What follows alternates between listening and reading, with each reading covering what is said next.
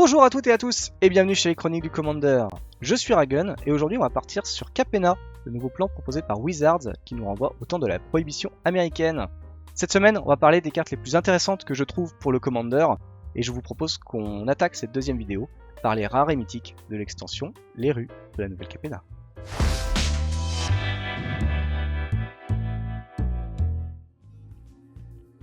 Beaucoup de cartes très intéressantes pour le Commander, beaucoup en multicolore évidemment, mais certaines couleurs s'en sortent très bien à elles toutes seules comme on va le voir. Si ces vidéos vous plaisent et que vous souhaitez soutenir la chaîne, n'hésitez pas à donner votre avis en commentaire, à liker cette vidéo et à vous abonner à notre chaîne YouTube en n'oubliant pas d'activer la cloche pour être averti des prochaines vidéos. Vous pouvez également follow notre Twitch pour nous retrouver en live tous les jeudis soirs autour d'une table de Commander avec notre équipe et bien sûr nous suivre sur nos réseaux sociaux, Facebook et Twitter, ainsi que notre Discord où vous pourrez venir poser vos questions sur le Commander. Je rappelle que ce top est subjectif et qu'il est possible que ma vision du Commander ne soit pas celle que vous aimez.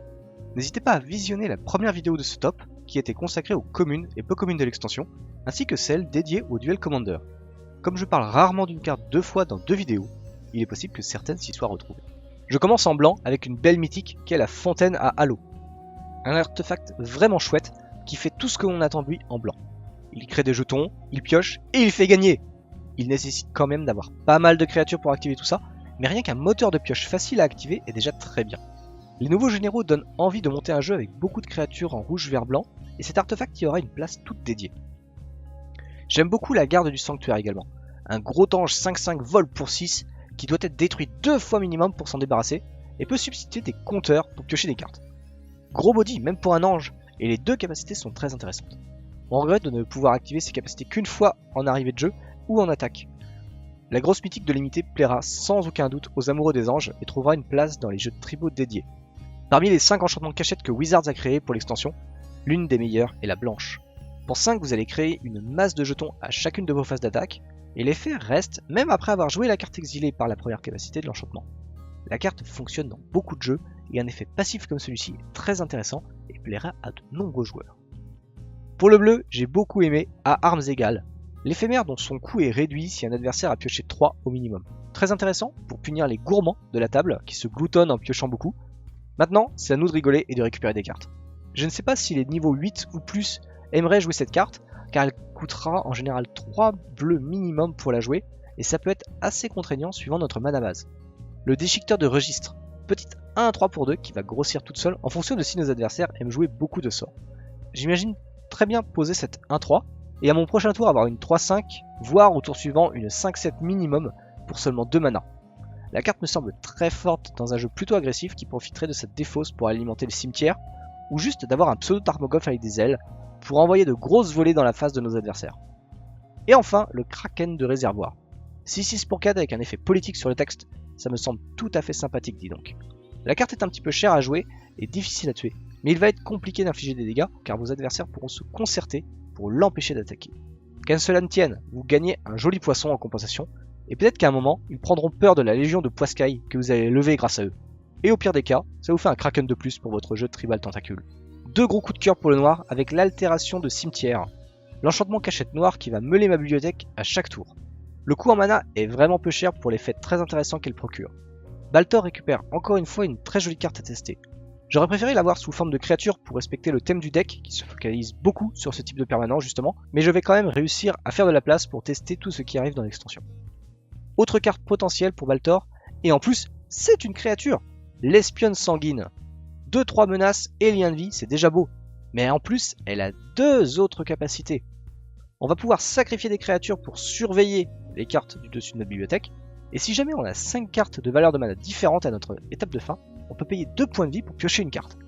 La carte est très complète. Les capacités de combat qu'elle a nous la font considérer dans beaucoup de jeux, même si le remplissage de cimetière n'est pas forcément une priorité pour celui-ci. J'aime beaucoup cette carte en tout cas, je ne sais pas si beaucoup de jeux vont la jouer, mais je trouvais qu'elle avait sa place dans ce top dédié au Commander. On passe au rouge avec Assaut Structurel, une vrasse rouge qui détruit tous les artefacts et détruit les créatures avec si vous avez détruit beaucoup d'artefacts. J'aime beaucoup cette carte qui résout 2 problèmes qu'il peut y avoir en Commander. Reste à voir combien d'artefacts vous souhaitez jouer de base dans votre deck pour ne pas être trop affecté négativement en jouant cette carte. Le Diable Valet est très rigolo je trouve, surtout son texte d'ambiance que je vous laisse lire. Ce petit diable ne paye pas de mine, mais il peut devenir sacrément gros à chaque tour si vous jouez de quoi faire apparaître beaucoup de jetons d'un coup, ou de jouer plein de petites créatures pas chères en mana pour développer rapidement un board conséquent. Le fait qu'il ait le piétinement et la célérité peut vous permettre de one-shot un adversaire avant même qu'il ait compris de quoi il retournait. Faites bien attention, car c'est seulement la force du valet qui augmente. Sa défense restera de 3 quoi qu'il arrive, alors faites bien attention au moment de choisir vers qui le diable va se tourner chez vos adversaires. Le bombardement ésotérique. Grosse mythique rouge qui tâche et qui dit globalement que plus l'enchantement reste longtemps dans la partie, plus vous allez vous rapprocher de la victoire. J'aime beaucoup ce genre de carte dans Calamax, qui joue beaucoup sur les copies et les piles de sorts en série. C'est pile poil le genre d'enchantement que ce genre de deck veut. Le vert a aussi droit à sa grosse mythique qui tâche bien. Le titan de l'industrie. Un gros élémental 7-7 pour 7 qui peut gérer n'importe quelle créature sur le champ de bataille, mais qui en plus propose plusieurs choix très sexy quand il arrive en jeu. Peut-être que c'est la créature toolbox de trop que Wizard nous fait. J'ai quand même envie d'y croire à cette petite bête qui rigole zéro si nos adversaires n'ont rien pour la gérer. Petit bémol sur les 4 choix proposés, aucun ne propose de piocher, ce qui peut être un questionnement important pour savoir si la carte vaut le coup d'être jouée. Personnellement, je pense que oui. Et enfin, le stock des trafiquants d'alcool. Carte la plus chère de l'extension, ou pas très loin en tout cas, et pour cause, pour 6, tous vos terrains produisent des trésors.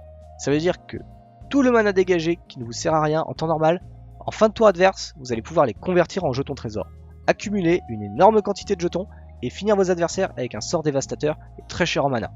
La carte est vraiment cool, peut-être un petit peu trop overkill pour moi et mes jeux, et je ne peux que vous recommander de la jouer si vous avez la chance de l'ouvrir dans un booster. Quelques cartes bien sympas en multicolore. La plupart ont été dites dans l'autre vidéo consacrée au Duel Commander. Je vous encourage à aller voir cette vidéo si vous souhaitez y voir un top de cartes un peu plus compétitif. J'aime beaucoup le déchaînement de l'enfer, un éphémère pour 4 qui va coller 7 à une créature et un artefact ou enchantement en plus si jamais j'ai infligé beaucoup plus que l'endurance de ma cible. Pouvoir jouer ce genre de sort à n'importe quel moment de la partie est vraiment très utile je trouve. Ça nous permet d'avoir une réponse directe à un problème, que ce soit l'arrivée en jeu d'une créature ou alors d'un artefact qui serait beaucoup trop gênant pour nous. Un enchantement maintenant, avec l'ascendance des courtiers qui va booster tranquillement nos créatures et nos arpenteurs à la fin de notre tour. Même pas besoin d'attendre notre prochain tour pour avoir l'argent du beurre.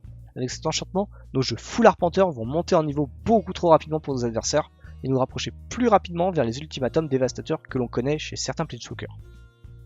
Et enfin, je retiens la reprise hostile, un rituel politique qui va détruire une énorme bête et en sauver une petite si besoin. La carte va forcer nos adversaires à faire des choix entre vouloir nous avoir en ami et sauver une de leurs bêtes, ou alors rester ennemis et voir leurs armées se faire détruire d'un coup. Le coût de 5 mana de la carte me semble un peu cher à jouer, et j'ai peur que la plupart des créatures sur le board ne soient pas beaucoup impactées par la carte, mais je peux me tromper. La carte reste très élégante mine de rien, et le design est magnifique également. Et voilà, c'est terminé pour mon top des cartes rares et mythiques de l'extension, les rues de la Nouvelle Capenna. N'hésitez pas à me faire vos retours en commentaire sur des cartes que j'aurais pu oublier, ça m'intéresse toujours d'avoir une autre vision du format et de l'intérêt des cartes pour celle-ci. On se retrouvera samedi prochain pour la suite de ce top qui sera consacré cette fois-ci aux généraux de l'extension. Sur ce, je vous souhaite à toutes et à tous une très bonne journée et je vous dis à très bientôt chez les Chroniques du Commander. Bye bye.